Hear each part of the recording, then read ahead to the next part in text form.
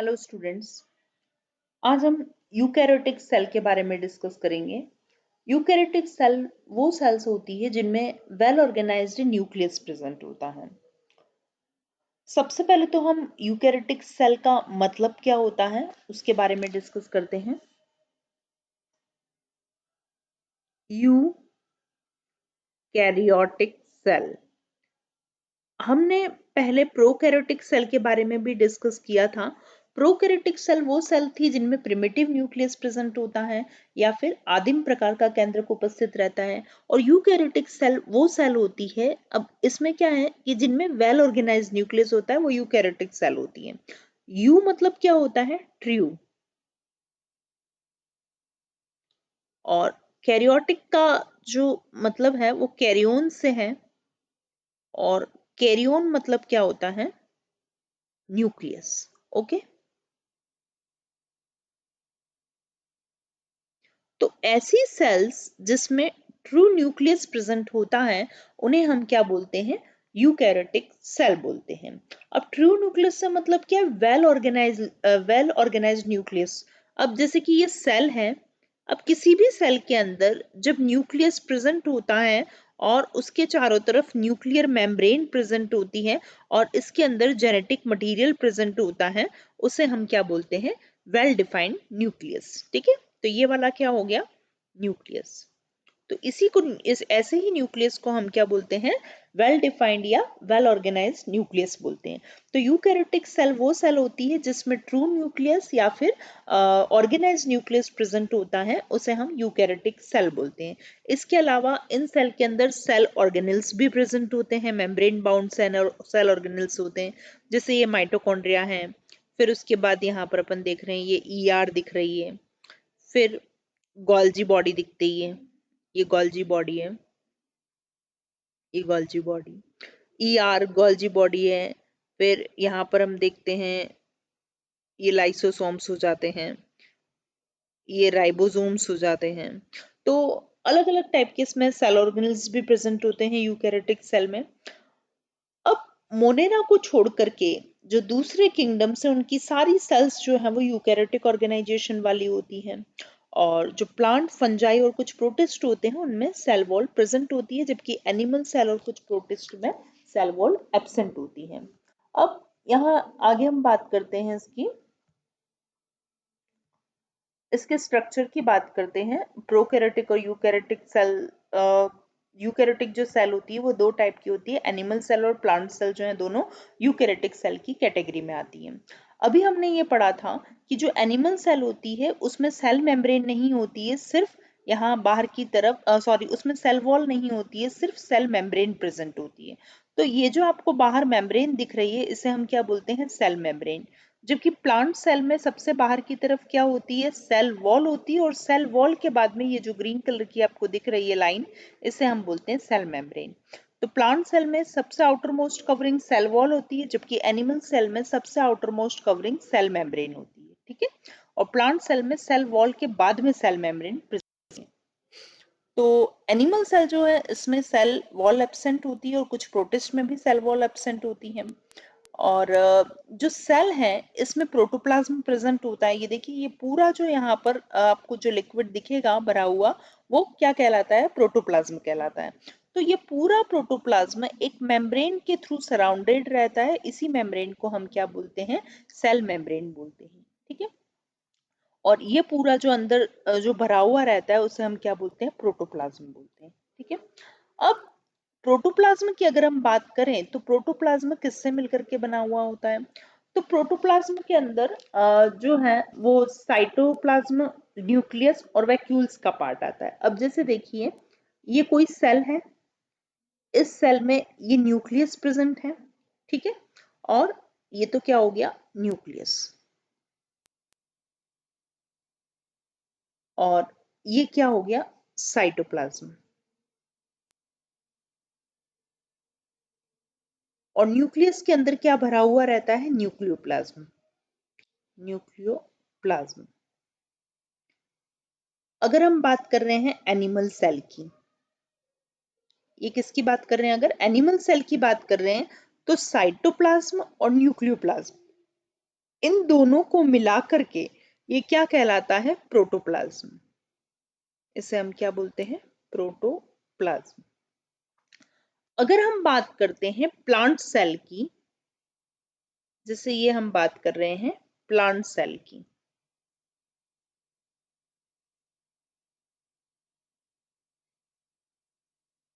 Plant cell की बात करते हैं तो प्लांट सेल के अंदर क्या प्रेजेंट होती है? वैक्यूल्स भी प्रेजेंट होती है, न्यूक्लियस भी प्रेजेंट है यहाँ पर। तो इसमें क्या होता है कि ये तो प्रेजेंट होगा ही, ये वाला पार्ट तो यहाँ भी साइटोप्लाज्म कहलाएगा ही। तो साइटोप्लाज्म भी होगा प्लस न्यूक्लियोप्लाज्म भी होगा, न्यूक्लियस के अंदर भरा हुआ। और ये जो वैक्यूल्स होती हैं, ये क्या है? वैक्यूल्स। तो जो वैक्यूल्स प्रेजेंट होती हैं, इन वैक्यूल्स के अंदर जो फ्लूइड भरा हुआ है वो, न्यूक्लियस के अंदर जो फ्लूइड भरा हुआ है वो, और ये जो साइटोप्लाज्म है, इन तीनों को मिलाकर के क्या कहा जाता है? प्रोटोप्लाज्म कहा जाता है। ओके। अब जो जेनेटिक मटेरियल होता है, डीएनए जो होता है, वो क्रोमोसोम और क्रोमेटिन में ऑर्गेनाइज्ड रहता है। तो प्लांट सेल के अंदर तो सेल वॉल प्रेजेंट होती है, प्लास्टिड प्रेजेंट होते हैं और लार्ज वैक्यूल्स प्रेजेंट होती है। हम इसका स्ट्रक्चर यहाँ पर देखते हैं प्लांट सेल का।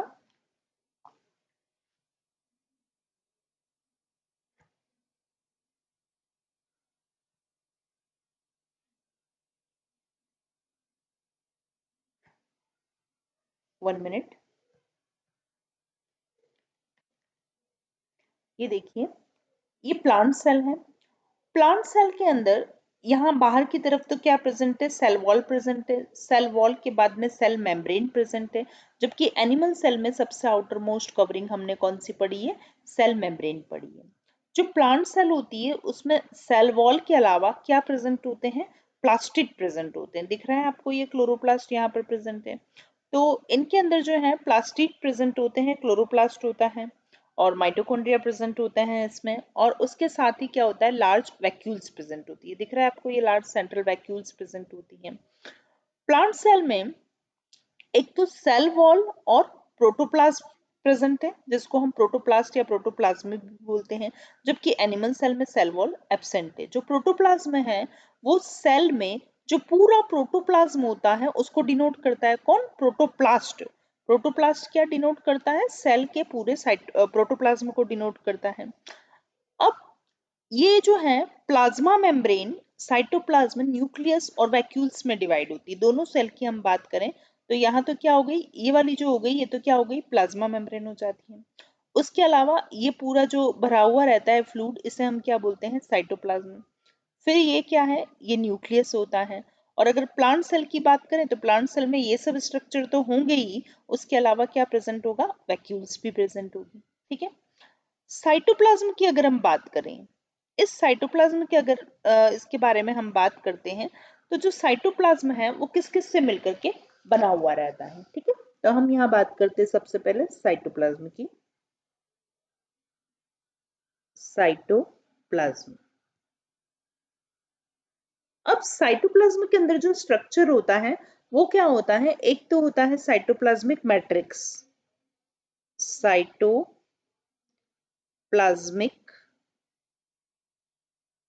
मैट्रिक्स।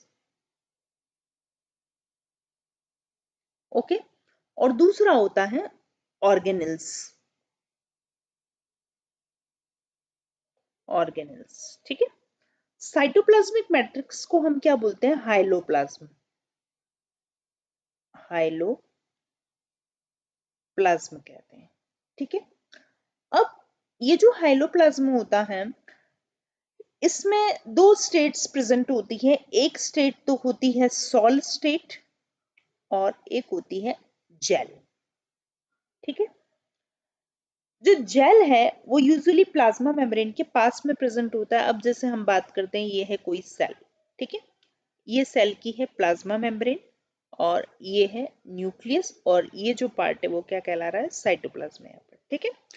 तो हम क्या बात कर रहे हैं कि जो साइटोप्लाज्मिक मैट्रिक्स से यहाँ जो भरा हुआ है इसकी दो स्टेट होती है, एक होती है सॉल और एक होती है जेल। तो जो प्लाज्मा मेम्ब्रेन के पास में जो पार्ट प्रेजेंट होता है यहाँ पर, ये जो पार्ट होता है इसको हम क्या बोलते हैं? जेल। ठीक है। ये रीजन एक्टोप्लास्ट भी कहलाता है, क्योंकि ये बाहर की तरफ प्रेजेंट है इसलिए हम इसको एक्टोप्लास्ट भी बोलते हैं। और जो सोल रीजन है वो अंदर वाला रीजन है, तो यहाँ जो प्रेजेंट होगा वो तो क्या कहलाएगा, सोल। और जो बाहर प्रेजेंट होता है उसे हम क्या बोलते हैं, जेल। तो जेल जहां प्रेजेंट है वो रीजन एक्टोप्लास्ट कहलाता है, और जहां सोल प्रेजेंट है वो रीजन एंडोप्लास्ट कहलाता है। एक्टोप्लास्ट जो होता है वो फॉर्म होता है, और ये जो है प्लाज्मा मेम्ब्रेन के पास में प्रेजेंट होता है। ठीक है। अब साइटोप्लाज्मिक जो मैट्रिक्स है, जनरली उसमें मोशन होता है, और ये फिनोमिनन क्या कहलाता है, साइक्लोसिस कहलाता है, जिसको हम साइटोप्लाज्मिक स्ट्रीमिंग भी बोलते हैं। साइटोप्लाज्मिक मैट्रिक्स जो है वो सेल के वॉल्यूम को ऑक्यूपाई करता है, और हम कह सकते हैं कि it is the major area of major arena of cellular activities that keep a cell in the living state. मतलब यहाँ जो साइटोप्लाज्मिक मैट्रिक्स है, इसके अंदर देखते हैं साइक्लोसिस भी चलता रहता है, और ये सेलुलर एक्टिविटीज का ही मेजर एरिया है जो कि सेल को लिविंग स्टेट में रखता है। साइटोप्लाज्मिक मैट्रिक्स जो है, इसमें बहुत सारे सेल ऑर्गेनेल्स एम्बेडेड रहते हैं, और जैसे कि हमने यहाँ पर डायग्राम में देखा था कि इसमें एंडोप्लाज्मिक रेटिकुलम भी प्रेजेंट होती है, लाइसोसोम्स भी प्रेजेंट होते हैं, इसको हम यहाँ भी डायग्राम में डिस्कस करते हैं।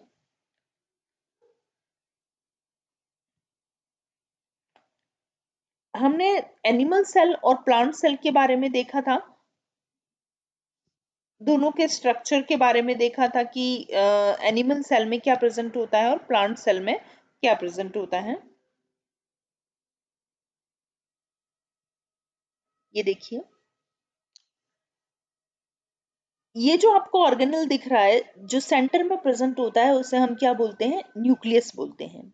न्यूक्लियस के बाद में जो स्ट्रक्चर आता है वो होती है एंडोप्लाज्मिक रेटिकुलम। ये दो टाइप की होती है, जिस पर राइबोसोम एब्सेंट होते हैं उसे स्मूथ एंडोप्लाज्मिक रेटिकुलम बोलते हैं, और जिस पर राइबोसोम्स प्रेजेंट होते हैं उसे रफ एंडोप्लाज्मिक रेटिकुलम कहते हैं। क्लियर। उसके बाद में ये जो स्ट्रक्चर दिख रहा है इसे हम गोल्जी अपरेटस कहते हैं। इसे हम माइटोकॉन्ड्रिया बोलते हैं, जिसे पावर हाउस ऑफ सेल कहा जाता है। और ये आपको सेंट्रियोल दिख रहा है, ये सेंट्रोसोम है, ये लाइसोसोम है, और ये पेरोक्सिसोम है। ठीक है। तो ये जो सारे सेल ऑर्गेनेल हैं, ये सेल ऑर्गेनेल कहाँ प्रेजेंट होते हैं, साइटोप्लाज्मिक मैट्रिक्स में प्रेजेंट होते हैं। ठीक है। ठीक इसी तरीके से अपन यहाँ पर देख सकते हैं, ये न्यूक्लियस है, ये एंडोप्लाज्मिक रेटिकुलम है, ये स्मूथ एंडोप्लाज्मिक रेटिकुलम जिस पर राइबोसोम्स एब्सेंट होते हैं, और ये रफ एंडोप्लाज्मिक रेटिकुलम जिस पर राइबोसोम्स प्रेजेंट होते हैं, और कुछ फ्री स्टेट में भी राइबोसोम्स होते हैं। गोल्जी बॉडी प्रेजेंट है यहाँ पर, क्लोरोप्लास्ट प्रेजेंट होता है, माइटोकॉन्ड्रिया प्रेजेंट होता है, तो ये सारे सेल ऑर्गेनेल प्रेजेंट है। उसके अलावा साइटोस्केलेटन प्रेजेंट होता है, जिसमें माइक्रोफिलामेंट, माइक्रोट्यूब्यूल्स और इंटरमीडिएट फिलामेंट्स प्रेजेंट होते हैं। ठीक है। ये तीनों मिलाकर के क्या बनाते हैं, सेल का साइटोस्केलेटन बनाते हैं। तो ये सारे स्ट्रक्चर एक यूकैरियोटिक सेल में प्रेजेंट होते हैं। तो जो प्लास्टिड होते हैं प्लांट सेल में, जैसे कि आप देख सकते हैं ये क्लोरोप्लास्ट है और ये माइटोकॉन्ड्रिया है, तो प्लास्टिड के चारों तरफ डबल मेम्ब्रेन प्रेजेंट होती है, ये डबल मेम्ब्रेन बाउंड स्ट्रक्चर होते हैं। ठीक है। तो माइटोकॉन्ड्रिया और क्लोरोप्लास्ट जो है वो डबल मेम्ब्रेन बाउंड स्ट्रक्चर है। देखिए आप यहाँ पर आपको दो मेम्ब्रेन दिख रही है, और जबकि सिंगल मेम्ब्रेन से कवर कौन कौन से होते हैं, एंडोप्लाज्मिक रेटिकुलम। अगर आप इधर भी देखेंगे तो ये सिंगल मेम्ब्रेन बाउंड होती है, कौन, एंडोप्लाज्मिक रेटिकुलम। ठीक है। दूसरा, गोल्जी अपैरेटस, ये भी सिंगल मेम्ब्रेन बाउंड होता है। ओके। उसके अलावा लाइसोसोम्स होते हैं, वो भी सिंगल मेम्ब्रेन बाउंड होते हैं। स्फेरियोसोम्स, पेरोक्सिसोम्स, ग्लाइओक्सिसोम्स, वैक्यूल्स, ये सब क्या होते हैं, सिंगल मेम्ब्रेन बाउंड होते हैं। ठीक है। और ऐसे ऑर्गेनल जिसमें मेम्ब्रेन ही नहीं प्रेजेंट होती है, मेम्ब्रेन लेस ऑर्गेनल जिसमें मेम्ब्रेन अनुपस्थित होती है, वो कौन होते हैं, राइबोसोम्स। ये जो राइबोसोम सेल ऑर्गेनल होते हैं, ये आपको जो यहाँ राइबोसोम दिख रहे हैं, ये मेम्ब्रेन लेस होते हैं, इनके चारों तरफ कोई मेम्ब्रेन नहीं प्रेजेंट होती है। ठीक है। उसके अलावा माइक्रोट्यूबुल्स, माइक्रोफिलामेंट्स और सेंट्रोसोम्स और सेंट्रियोल जो होते हैं, ये देख सकते हैं आप, सेंट्रोसोम्स, सेंट्रियोल जो है, इनमें भी मेम्ब्रेन नहीं होती है। ठीक है। अब ये जो सेंट्रोसोम और सेंट्रियोल है, ये कहाँ प्रेजेंट होता है, ये एनिमल सेल में प्रेजेंट होता है, जबकि प्लांट सेल में ये एब्सेंट होता है। राइबोसोम प्रोकैरियोटिक और यूकैरियोटिक दोनों में पाए जाते हैं। यूकैरियोटिक सेल में ये साइटोप्लाज्मिक मैट्रिक्स में प्रेजेंट होते हैं राइबोसोम्स, यहाँ देख सकते हैं आप ये। और प्लास्टिड के अंदर भी प्रेजेंट हो सकते हैं राइबोसोम, मतलब माइटोकॉन्ड्रिया और क्लोरोप्लास्ट के अंदर भी राइबोसोम्स प्लांट सेल में प्रेजेंट होते हैं, ठीक है। और जो सेल इंक्लूजन है, जैसे कि starch grains, glycogen granules, fat droplets, aleurone grains और एक्सक्रीटरी और सिक्रीटरी प्रोडक्ट्स और क्रिस्टल्स, ये सब जो होते हैं वो सेल इंक्लूजन में आते हैं। सेल इंक्लूजन में क्या क्या प्रेजेंट होता है? स्टार्च ग्रेन्स प्रेजेंट होती है, ग्लाइकोजन ग्रेन्यूल्स प्रेजेंट हो सकती है, एक्सक्रीटरी और सिक्रीटरी प्रोडक्ट्स और क्रिस्टल्स होते हैं, ठीक है। उसके अलावा साइटोप्लाज्मिक मैट्रिक्स के अंदर और क्या चीज होती है? ये जो न्यूक्लियस है, ये न्यूक्लियस भी इसके अंदर एम्बेडेड रहता है, ठीक है। ये न्यूक्लियस डबल मेम्ब्रेन जो होती है उसके थ्रू ये सराउंडेड रहता है, और इस न्यूक्लियस के अंदर क्या भरा हुआ रहता है? न्यूक्लियोप्लाज्म होता है, और उसके अलावा एक न्यूक्लियोलस भी प्रेजेंट होता है, ठीक है। ये तो पूरा न्यूक्लियस हुआ, इस न्यूक्लियस के अंदर क्या प्रेजेंट होता है? न्यूक्लियोलस प्रेजेंट होता है, मतलब केंद्रिका उपस्थित रहती है, ठीक है। और साथ ही क्या प्रेजेंट होता है इसके अंदर? जो क्रोमेटीन होते हैं जिसमें डीएनए प्रेजेंट होता है, और डीएनए जेनेटिक मटेरियल होता है, ओके। तो ये पूरा हमने यहाँ पर यूकेरियोटिक सेल के स्ट्रक्चर के बारे में आज डिस्कस किया है। नेक्स्ट लेक्चर में हम सेल ऑर्गेनेल्स के बारे में पढ़ेंगे, हर एक सेल ऑर्गेनेल की डिटेल हम नेक्स्ट लेक्चर में पढ़ेंगे। Thank you.